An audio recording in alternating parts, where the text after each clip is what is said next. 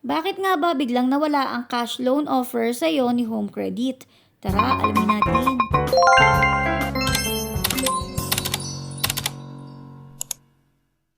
So kung makikita nyo dito ay meron akong cash loan offer na 43,921 at sa product loan naman ay nagkakahalaga ng 60,000. So dito makikita nyo sa pinakataas may nakalagay na hang tight, we're finding offer just for you. So itong dalawang offer na to ay new offer pa lang talaga sa akin ni Home Credit. Kapag clinic pa lang natin yan, dyan pa lang natin malalaman kung magkano yung exact amount na magiging offer sa atin. So ito, ikiklik ko na siya. So kapag clinic nyo yan, ang next na itatanong sa inyo is yung monthly income ninyo. Huwag kayong maglalagay ng mababang monthly income dito kasi pwedeng mababa yung ibigay sa inyo na offer.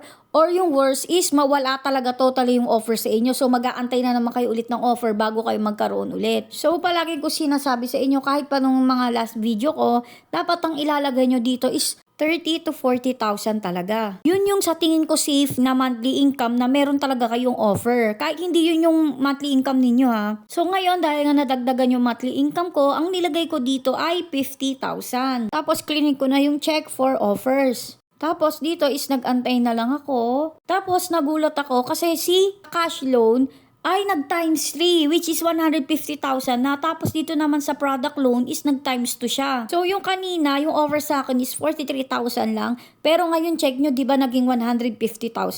Tapos dito naman sa product loan is yung offer lang sa akin kanina is 60,000. Pero ngayon tignan nyo, di ba naging 150,000 na. So, syempre, disclaimer lang ha, depende pa rin talaga sa ibinibigay na offer sa inyo ni Home Credit, yung performance nyo sa pagbabayad, kung good payer ba kayo, kung advance kayo lagi magbayad or kung lagi kayong nalilate.